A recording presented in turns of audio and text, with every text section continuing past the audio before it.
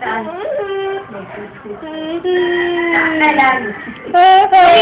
Oo, sige, papunasan ko na. Ayun na, oo. Dali lang, men. Nandito ba sa November 1? Wala.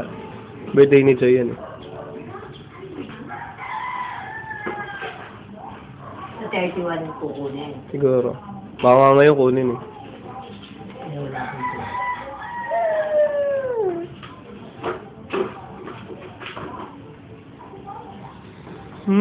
Sarap!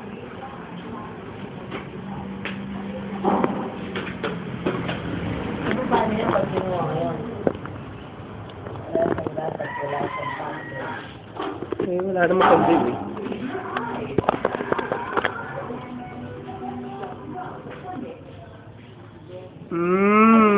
Sabihin mo, kung gusto mo na kunin. Oo, hindi.